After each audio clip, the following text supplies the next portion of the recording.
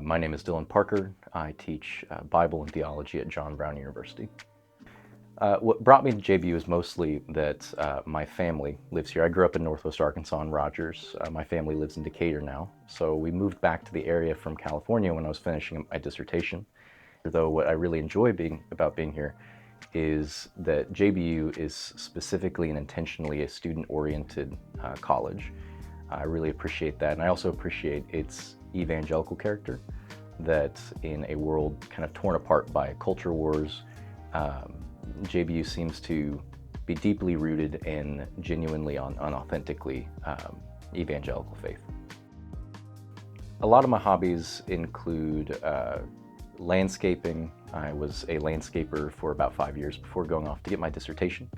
And so I still like to do personal landscaping around the house, landscape design, planting, digging, tilling, that kind of thing. And I also like gardening, so I will do a spring and a summer garden.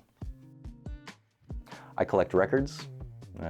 So my wife and I, one of our favorite things is to go to thrift stores and thumb through record cabinets and record bins and see if there's anything that we like or even anything new that we haven't listened to before. And you can usually get things for like a quarter, and then it's kind of hit or miss, but it's worth the risk.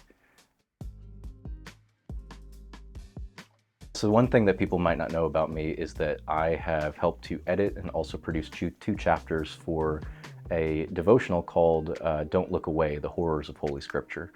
And so what we do is we look at scary stories in the Bible, whether it's Nebuchadnezzar going mad or the story of the concubine in Judges 19, or even just portions of the book of Revelation. And we try to look at those through a lens as if it's a horror story, because it is, and we use those elements to unpack the devotional meaning for readers both back then and today.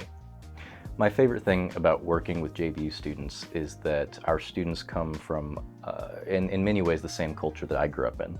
And so a lot of the same questions that I was asking, a lot of the same things I was struggling with, a lot of the same doubts or skepticisms or anxieties that I have are things that I see in our students. And so being able to be a mentor, be a guide, be a friend, be a help during a time when I really needed someone to be that for me, I find a lot of fulfillment in that.